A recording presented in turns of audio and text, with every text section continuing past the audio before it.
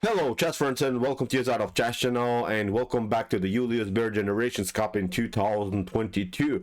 We're following now the derby of the second wave. We're following now the beautiful match between Praggnanandhaa versus Magnus Carlsen. So you probably know what happened today. It was again a big drama what happened in the Julius Baer competition because Magnus Carlsen refused to play against Niemann. But we're not going to dive into this matter further because I already gave a statement about that. So we'll just analyze some beautiful games in the further continuation of this beautiful chess event, and we're starting now with this tactical beauty. As I said, Praggnanandhaa versus Magnus Carlsen. It was quite a spectacular game. Be prepared. This was, I think, the best game so far from the whole event. So let's see now what happened. So Praggnanandhaa opened with the move e4. We have now g6 by Magnus Carlsen, the modern defense, and Magnus Carlsen already played the modern defense in this tournament with a good success. So probably Praggnanandhaa has somewhere good preparation against the modern defense, so that's why he tried like Arjun Erigaisi also in his game, his 150 attack preparation with the move bishop to e3.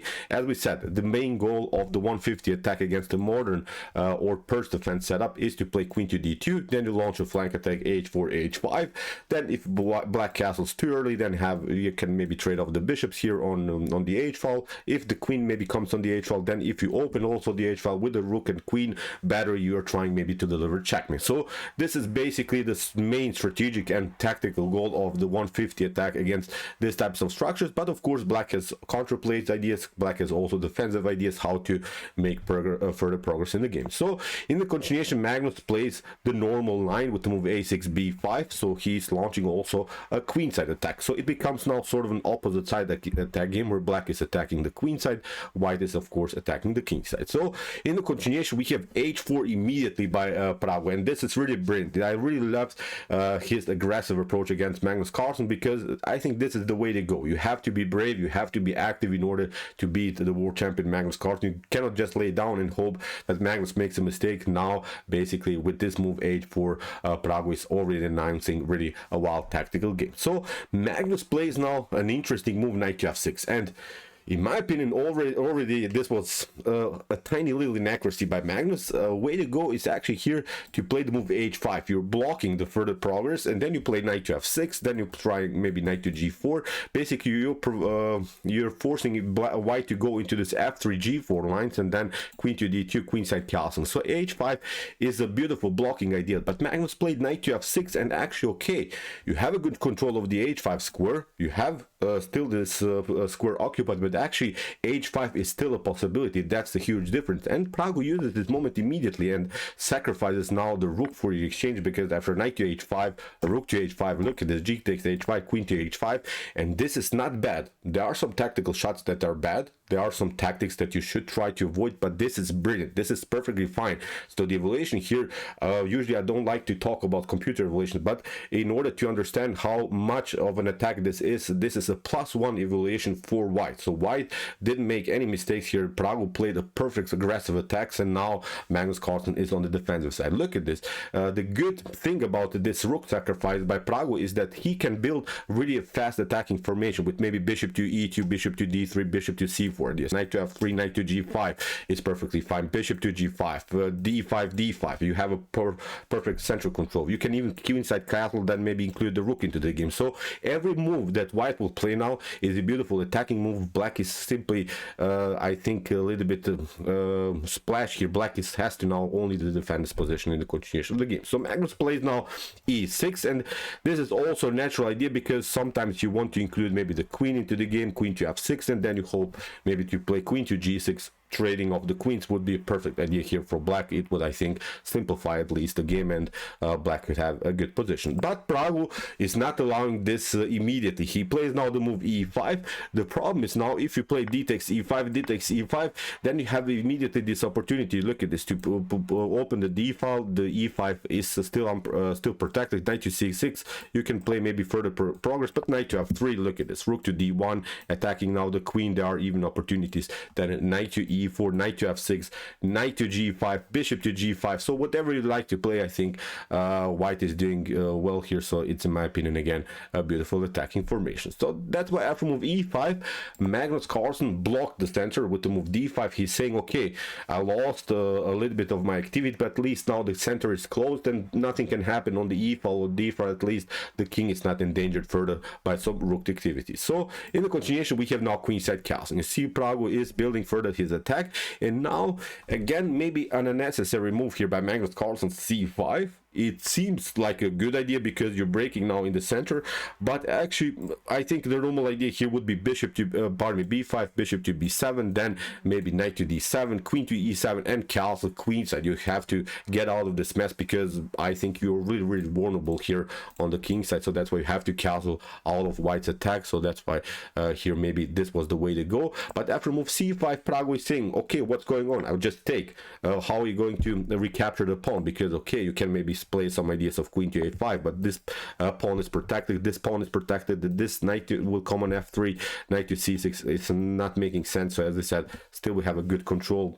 Queen to g5 is going to happen, maybe attacking the bishop. There are opportunities, knight to f3, knight to g5, again attacking the vulnerable f7 square. So it's really a bad position here for black. But okay, after move d takes c5, Magnus has this idea, bishop to d7, f4 by Praggo. Although you can, I think, play immediately knight to f3. You don't have to push some pawns anymore. You just, I think, have to use your piece activity now in order to make progress. But okay, Praggo plays f4, maybe tiny little inaccurate move, but still it's an aggressive move. It makes also here Magnus Carlsen to think about further the position. So knight to c6 was played by Magnus, knight to f3. We have queen to a5. Now the queen is coming into the game, and now the fun really starts with knight to g5. Look at this, there is now a huge problem around the square f7.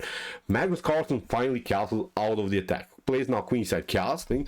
The problem for Magnus, of course, is that you cannot play knight to f for Praggo is that you cannot play knight to f7 because you get bishop to e8, then you get pinned, and then you have huge problems how to get away with this knight. So it's not working here for Praggo. But Praggo played the correct move. He played queen to f7, and now the queen is coming on the 7th rank. The bishop is a little bit loose on the board, and now Magnus Carlsen has only one chance to make further progress here. He has to play now the move d4 in order, I don't know, to create at least some kind of a tactical shot to at least maybe open the position in front of white's king. And here already one of the critical moments here, Praggo didn't react correctly. He played bishop to d4. Actually, what he should have done is simply take queen takes g7, and in order to make further progress, Magnus would have to take here d takes c3, but now you just play bishop to c4, and whatever happens, maybe queen to b4 attacks further the position, you just play bishop to b3, and I think you're perfectly fine. Look at this bishop is holding the position. Still you have this c5 square. You can even play later rook to d6, you can even play knight to e6 is an opportunity. So this was the way to go for Praggo. So he lost also his knight on c3, but at least he took now the bishop on g7 too, and this would be, in my opinion, a completely winning game here for Praggo. But he played bishop to d4, again a tiny little inaccurate move because Magnus plays now knight takes d4. You can of course play now queen to g7, but now look at this, the knight is in the game, and this is not such a good position anymore because now the c5 can be taken. In the previous line, you see when the bishop was still on e3, the c5 was at least protected. And now Magnus plays a normal move, knight to f5, kicks away further the queen. We have queen to f7, rook to f8, and see now Magnus is getting out of the mess. He's including now the rooks into the game, he's including more pieces into the game, and finally I think he has now defended the position and has now even a slightly better position. So as I said, because of this bishop to d4 continuation instead of queen to g7 immediately. So as I said, this was Praggo's main mistake in the game. So after move bishop to d4, as we said, let's see, this was the continuation, knight to f5, queen to f7, rook to f8, and now queen to h5, retreating with the queen, and now knight to e3 here played by Magnus Carlsen. And this was again a new mistake by the world champion because something went wrong again, because the problem is, I think, you have to take out now the pawn on c5. You have to make that happen. This is an annoying pawn.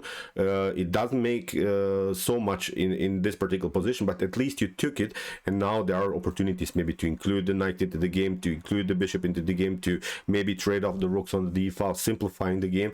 But after move here and knight to e3 that that Magnus Carlsen played.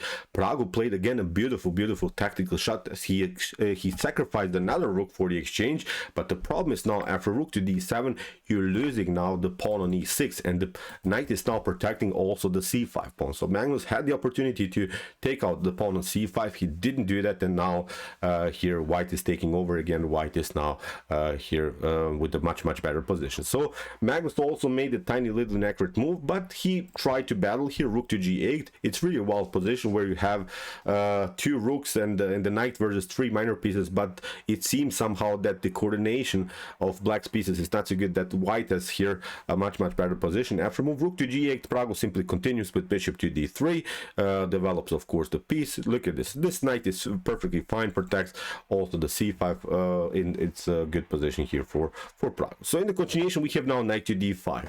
Magnus Carlsen makes, I think, a normal choice. He's trying knight takes d5, then after trades of rooks he can also take out the pawn on a2. He can also deliver some checks, and mission accomplished, I think. So after knight takes d5, rook to d5 would be the natural choice, and here in my opinion again black should be slightly better, although we have to say this is really annoying to handle. Three connected pawns here on the king side, and this, but still I think Magnus Carlsen should have here at least a decent game. But after move knight takes d5, Magnus played again a risky line, queen to e1, and this line leads into a fourth line after queen to d1, queen takes d1, king to d1, okay, rook takes d5, but now actually Praggu is coming into the game with the king, and look at this now. Okay, Magnus Carlsen took the pawn here on g2, but now after king to f3 the king is getting closer and closer, and look at this. This is now perfect position for white. White can just continue to push the pawns and has, I think, here a beautiful game. So something again went wrong for Magnus. He should not have played this move queen to e1, forcing the trades of queens. He should have left the queens on the board where he could complicate things, because we have to say in this previous scenario white's king was a little bit vulnerable to the attacks of blacks. But now look at this, with the support of the king, with the support of the minor pieces, white can just continue to push the pawns and has now, I think, a beautiful endgame. So after king to f3, Magnus Carlsen went here rook to h2, perfectly fine. He's trying to stay with the rooks on the board, and now comes again sort of a critical moment, I think, of the game, where Praggu could have sealed the fate of the game, because he played now in my opinion it would be a perfect move. It's an understandable move that Praggu played. He played king to g3. Okay, you're attacking the rook, but actually he attacked the wrong rook. I think here king to e4, you're getting with the king into the center. That's, I think, something that Praggu missed. Now you have to step back, and the king is coming into the game. We're just pushing the pawns further, so the king would be much more active. But after move king to g3, here Magnus played rook to h6. We have knight to g5 for retreating here, and now I see here the pawn on c5 is lost. If Praggu would have played king to e4, the rook would have to retreat, and pardon me, you would keep your rook on c5 here on the board. So really a bad mistake here by Praggu. As we said, he could have really had a brilliant position and could even, I think, win the game. But okay, after move rook to c5, Praggu took now also the pawn on h7. Okay, still when he played maybe if he would have played now this endgame correctly, still this would be a winning continuation for white. We have here king to d7, and now comes a new critical moment. Again, Praggu allowed here Magnus Carlsen to get away with murder, sort of, because he played now knight to f6, and this was now the drawish mistake, sort of, because now Magnus Carlsen simply sacrificed the rook now for the knight. Here again, knight to g5 was much better. You're staying with your knight on the board, you're getting again the king into the game. At least you're not forced here to give up the knight. But okay, after move knight to f6, rook takes f6, e takes f6, and now look at this, the king is coming here into the game. Magnus Carlsen took a pawn, and this is now a theoretical drawish position. So we have here f5, rook to h6, king to d5, king to e7, and now Magnus Carlsen here cut off the potential activity of the king. The king is never going to get into the game again. So we have now b3, king to f6, we have king to d4, we have a king to e7, bishop to e4, attacking now the rook. Now Magnus Carlsen steps back. Okay, Praggu gets into the game, but again a new check. We have bishop to d5, and now Magnus takes another pawn again. This is drawish position. So in the continuation, we have now f6, we have king to d7, bishop to b7, and now again a couple of checks here by Magnus Carlsen. Here in the continuation, he played now king to e6, and this is now really drawish game. You have this check, but now Magnus Carlsen plays the game like this. We have f7, king to d6. Look at this, you can never really promote, because even if you include, of course, the king into the game, we just get the king closer, and